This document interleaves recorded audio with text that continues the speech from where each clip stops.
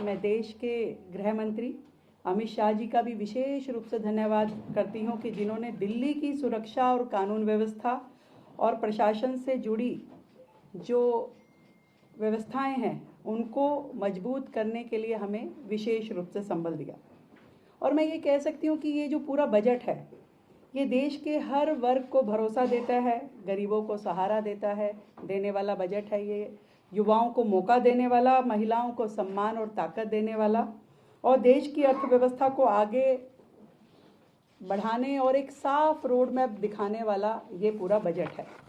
और जो 3 बातें हमारी आदरणीय वित्त मंत्री जी ने कही, 3 कर्तव्यों की बात कही, वो बहुत ही शानदार थी कि ये बजट 3 बड़े कर्तव्यों से प्रेरित है और यही इसकी सबसे बड़ी ताकत है। पहला कर्तव्य है देश की आर्थिक वृद्धि को तेज करना और लगातार उसे बनाए रखना, दोनों चीज़ें।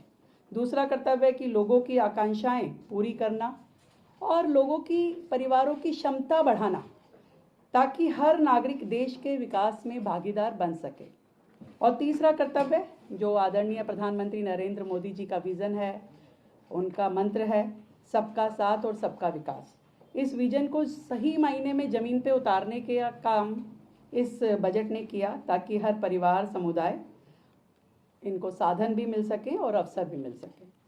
ये बजट मुझे पूरी तरीके से युवाओं के लिए, महिलाओं के लिए, मध्यम वर्ग सभी के लिए मौका देने वाला, अवसर देने वाला और भारत की प्रगति को एक नए आयाम तक लेके जाने वाला मुझे लगता है। और इस बात को भी मैं पूरे विश्वास के साथ कहती हूँ कि आज जो दिल्ली सरकार है वो केंद्र सरकार के साथ मिल करके बजट में दी हुई अधिकतम योजनाओं का लाभ ले सकते हैं।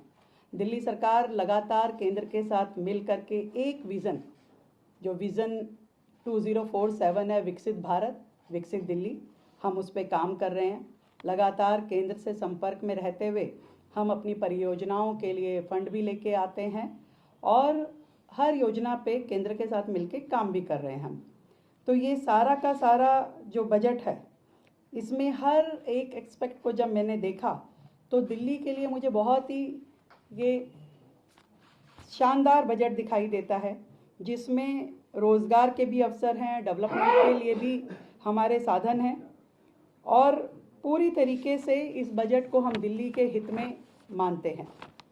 बहुत ही शानदार लगा मुझे इस बजट में महिलाओं के लिए जो प्रोविज़न रखा गया, विशेष रूप से हमारी लड़कियों के लिए जो हॉस्टल्स हैं।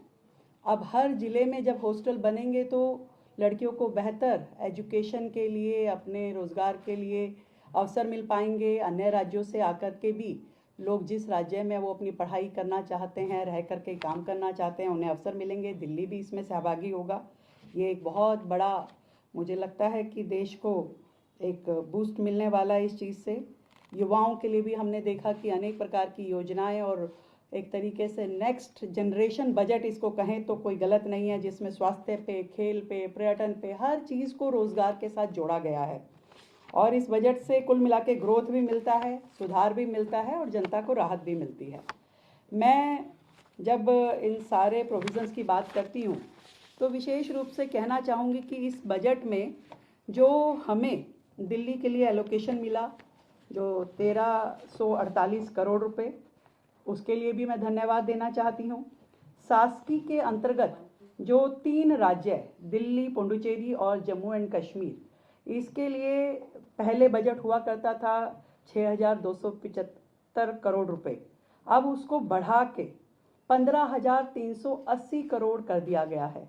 तो ये तीनों राज्य जो लेजिस्लेचर वाले हैं इनको इसका सीधा लाभ मिलेगा और दिल्ली इस पूरे लाभ में से अधिकतम लेके जाने का प्रयास करेगी।